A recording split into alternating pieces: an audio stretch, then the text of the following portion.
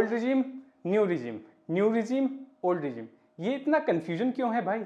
आजकल जितने भी लोग इनकम टैक्स रिटर्न फाइल करते हैं वो इसी कन्फ्यूजन में हैं कि हम अपनी रिटर्न कौन से रिजीम में फाइल करें। Hello friends, welcome to my channel @being chartered accountant. I am Pulkit Veervanshi, मैं एक चार्टर्ड अकाउंटेंट हूँ। अगर आप इस चैनल से नए जुड़े हैं और अभी तक आपने इस चैनल को सब्सक्राइब नहीं किया तो ज़रूर करें, साथ में बेल आइकन को दबाएं ताकि आपको हमारे आने वाले वीडियोस की अपडेट मिलती रहे। चलिए latest decode income tax regime क्या होती है। Income tax regime is a set of loss जो आपको बताता है कि टैक्स कैसे इंपोज होगा और कैसे कंप्यूट होगा। ओल्ड टैक्स रिजीम एक ऐसी टैक्स रिजीम है जिसमें टैक्स रेट तो हायर है, लेकिन इसमें इनकम टैक्स पेयर के पास एक ऑप्शन होता है बहुत सारे डिडक्शंस और एग्जेम्पशंस को क्लेम करने का।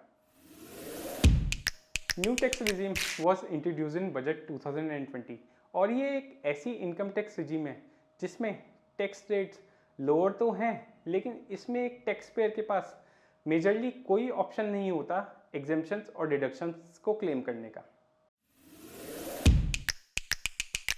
निर्मला सीतारमन जी से जब ये पूछा गया कि ये न्यू टैक्स रिजीम क्यों आई है, तो उन्होंने कहा कि we want a simpler tax regime.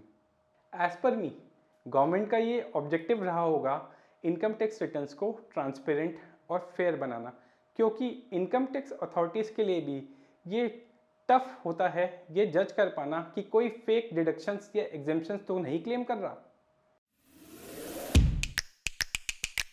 Finance act 2023 ने न्यू टैक्स रिजीम को फाइनेंशियल ईयर 2023-24 यानी कि असेसमेंट ईयर 24-25 से डिफ़ॉल्ट टैक्स रिजीम कर दिया है और this is applicable to individual, HUF, AOP excluding cooperative societies, BOI यानी बॉडी ऑफ इंडिविजुअल्स और artificial judicial person.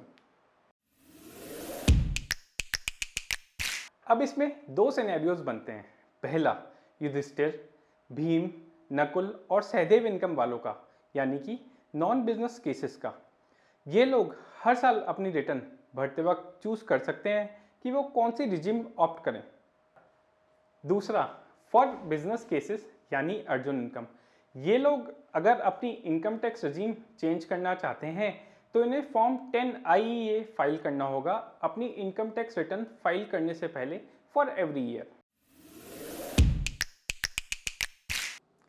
Tax slab old regime का और न्यू रिजीम का, जो कि असेसमेंट ईयर 2024-25 के लिए एप्लीकेबल है, along with amended new tax regime का टैक्स स्लैब जो कि असेसमेंट ईयर 25-26 के लिए है, वो इस प्रकार है। ओल्ड टैक्स रिजीम में 0 से लेकर 2.5 लाख तक नील टैक्स था, 2.5 लाख से 5 लाख तक 5%, 5 लाख से 10 लाख तक 20% और 10 लाख से ऊपर 30%। यही न्यू टैक्स रिजीम में 0 से लेकर 3 लाख तक कोई टैक्स नहीं है, 3 से 6 लाख तक 5% है, 6 से 9 लाख तक 10% है, 9 से 12 लाख तक 15% है और 12 से 15 लाख तक 20% है और 15 लाख से ज़्यादा 30% है। यही जो नया अभी बजट आया है जो कि 23 जुलाई 2024 को आया है, उस न्यू टैक्स रिजीम में जो कि असेसमेंट ईयर 25-26 के लिए लागू होगा, उसमें 0 से 3 लाख तक कोई टैक्स नहीं है, 3 से 7 लाख तक 5% है, 7 से 10 लाख तक 10% है, 10 से 12 लाख तक 15% है, 12 से 15 लाख तक 20% है और 15 लाख से ज़्यादा 30% के ब्रैकेट में रखा गया है। आइए हम कुछ एग्जाम्पल से समझते हैं कि ओल्ड टैक्स रिजीम में क्या क्या एग्जेम्पशंस और डिडक्शंस अवेलेबल थी जो न्यू टैक्स रिजीम में या तो अवेलेबल हैं या बिल्कुल अवेलेबल नहीं है। First, standard deduction for a salary tax payer. ये चाहे ओल्ड टैक्स रिजीम में हो या न्यू टैक्स रिजीम में हो, 50,000 का अवेलेबल है। डिफ़ॉल्ट टैक्स रिजीम हमारी असेसमेंट ईयर 2024-25 की न्यू टैक्स रिजीम है और old tax regime default regime नहीं है। सेक्शन 87A का जो रिबेट मिलता है वो ओल्ड टैक्स रिजीम में अप टू 5 लाख की इनकम तक पे है और न्यू टैक्स रिजीम में 7 लाख की इनकम तक पे है। Marginal relief old tax regime में अवेलेबल नहीं है और न्यू टैक्स रिजीम में अवेलेबल है। चाहे HRA का एग्जेम्पशन हो या सेक्शन 80C का इन्वेस्टमेंट और सेविंग से रिलेटेड डिडक्शन हो या फिर सेक्शन 80D का जो कि मेडिकल इंश्योरेंस से रिलेटेड होता है उसका डिडक्शन हो या फिर LTA का एग्जेम्पशन हो, ये चारों चीज़ें ओल्ड टैक्स रिजीम में अलाउड हैं और न्यू टैक्स रिजीम में अलाउड नहीं हैं। अब बात करते हैं इंटरेस्ट पेड की, जो कि हम हाउसिंग लोन पे देते हैं। अब कोई इंटरेस्ट अगर हम हाउसिंग लोन पे देते हैं, अगर वो रेंटेड प्रॉपर्टी पे होता है तो वो ओल्ड स्कीम में भी अलाउड है और न्यू स्कीम में भी अलाउड है। लेकिन यही इंटरेस्ट अगर हम सेल्फ ऑक्यूपाइड प्रॉपर्टी पे देते हैं तो वो ओल्ड टैक्स रिजीम में तो अलाउड है, लेकिन न्यू टैक्स रिजीम में अलाउड नहीं है। चिल्ड्रन एजुकेशन अलाउंस तो ओल्ड टैक्स रिजीम में अलाउड है और न्यू टैक्स रिजीम में अलाउड नहीं है। एक डिडक्शन मिलता है प्रोफेशनल टैक्स का, जो ओल्ड टैक्स रिजीम में अलाउड है, न्यू टैक्स रिजीम में अलाउड नहीं है। यदि हम वॉलंटरी रिटायरमेंट स्कीम की कंपनसेशन की बात करें तो वो दोनों ही रिजीम्स में अलाउड है, चाहे ग्रेचुइटी का एग्जाम्पशन हो या फिर लीव एनकैशमेंट का एग्जाम्पशन हो, वो दोनों स्कीम्स में अलाउड है। और 80 CCD-2 जो एम्प्लॉयर का कंट्रीब्यूशन होता है नेशनल पेंशन स्कीम में, जहां हम मैक्सिमम 10% का अलाउंस होता है जो बेसिक और डीए को मिला के होता है, वो दोनों रिजीम्स में अलाउड है।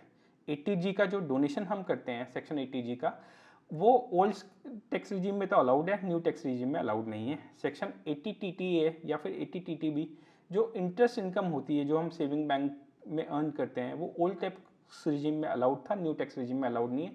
सेक्शन 80E जो हम इंटरेस्ट एजुकेशन लोन पे करते हैं, वो ओल्ड टैक्स रिजीम में अलाउड है और न्यू टैक्स रिजीम में अलाउड नहीं है।